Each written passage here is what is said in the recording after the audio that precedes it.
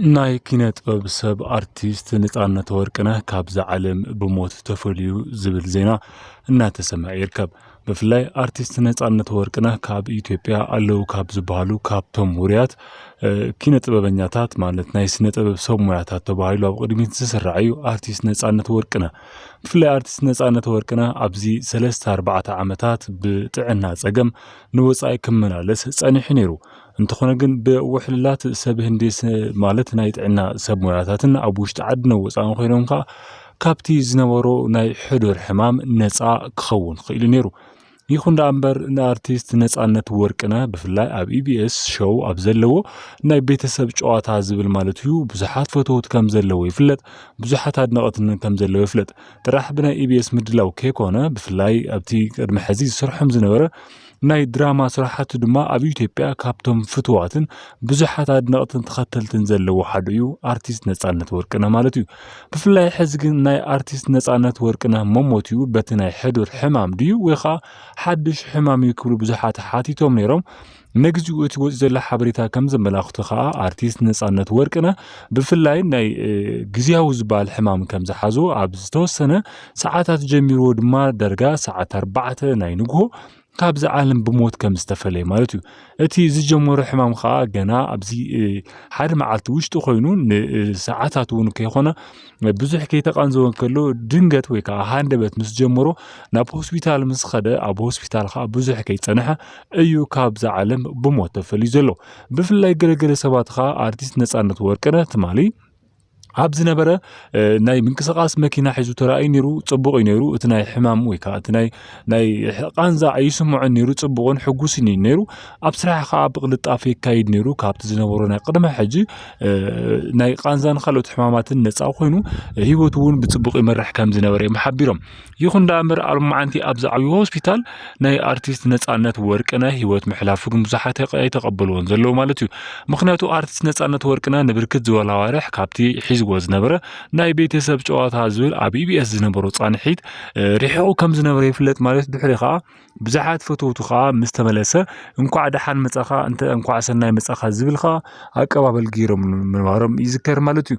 ድሕሪኡ ከዓ እቲ ናይ ሕማም መንፈስ ኣይስምዖን ነይሩ ኮይኑ ግን ሎማዓንቲ ብዝሓደሮ ናይ ሃንደበታዊ ሕማም ኸኣ ክሓልፍ ክኢልሎ ተባሂሉ ብፍላይ እዚ ወግዐ እዚ ኸኣ በቲ ናይ ማሕበራዊ ሚድያ ዳምበር ፖሊስ ይኹን ዝተፈላለዩ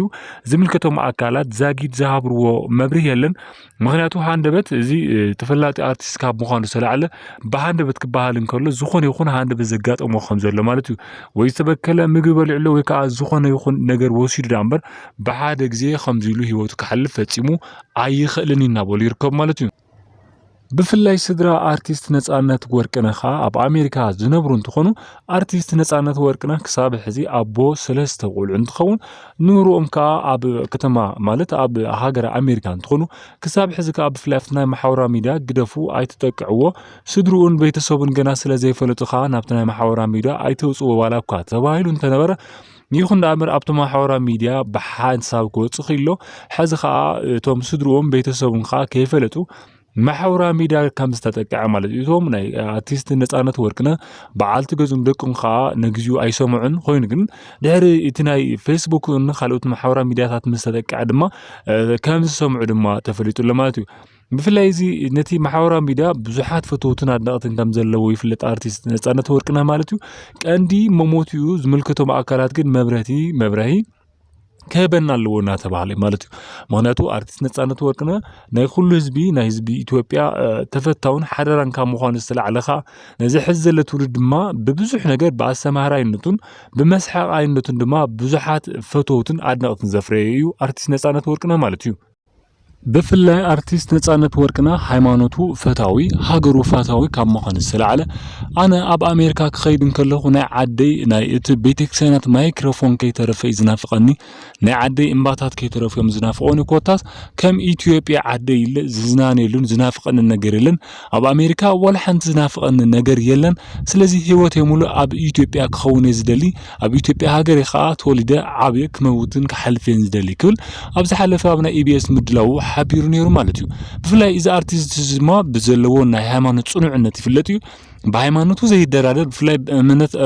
ተኸታሊ እምነት ኦርቶዶክስ ተዋህዶ ቤተክርስቲያን ምዃኑ ይፍለጥ ኣብ ዝተፈላለዩ ገዳማያትን ኣብያተ ቤተክርስቲያናትን ከዓ